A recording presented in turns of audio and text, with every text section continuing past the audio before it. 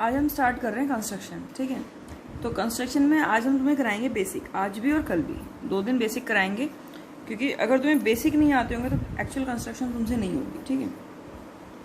तो सबसे पहले हम तुम्हें ड्रॉ करना सिखाएंगे परपेंडिकुलर बाइसेक्टर, ठीक है। मान लो उसने हमें कहा है कि कोई एक लाइन है और उसका परपेंडिकुलर बाइसेक्टर ड्रॉ करो, मतलब कुछ ऐसे क्वेश्चन है। Draw a line of length 5 centimeter and draw its perpendicular, इसको परपेंडिकुलर बोलते हैं, बाइसेक्टर।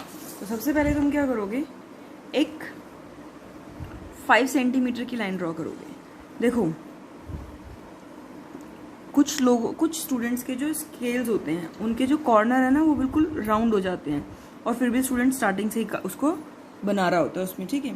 तो देखो ये तुम्हें पहली वाली लाइन दिख रही है बड़ी वाली, ये यहाँ से यहाँ तक 1 होगा। अब यहाँ से चलो और 5 तक आओ, ये लिया हमने और 5 तक,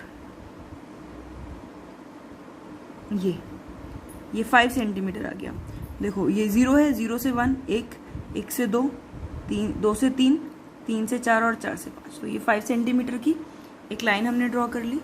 अब हमें इसका क्या करना है, परपेंडिकुलर बाइसेक्टर ड्रॉ करना है। तो ये क्या है, पॉइंट ए, ये क्या है बी, लेंथ कितनी है इसकी 5 सेंटीमीटर, ठीक है।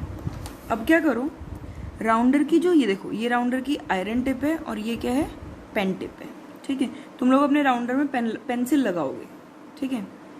इसकी राउंडर की आयरन टिप को बी पे रखा और इस लाइन का, ये जो लाइन है इसका मोर देन हाफ लेंगे।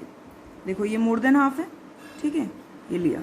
अब यहां तक मत ले आना पूरा ए तक, बस मोर देन हाफ। एक आर्क अपवर्ड कट करोगे, एक आर्क डाउनवर्ड कट करोगे। अब इसको उठाओगे लेकिन इसके बीच का गैप नहीं हिलेगा। अब राउंडर की आयरन टिप को ए पे रखोगे, ये रखा, एक आर्क अपवर्ड कट की और एक आर्क डाउनवर्ड हटा दिया। स्केल लोगे, इन दोनों आर्क के इंटरसेक्शन पॉइंट पे यहाँ रखा और ये तुमने स्केल रखा, यहाँ पे लाइन ड्रॉ कर दो, ठीक है। तो ये पी क्यू क्या हो गया, perpendicular bisector of A B. अब परपेंडिकुलर बाइसेक्टर से मतलब क्या है, देखो ये ओ पॉइंट मान लेते हैं जिस पर पी क्यू ने ए बी को कट किया।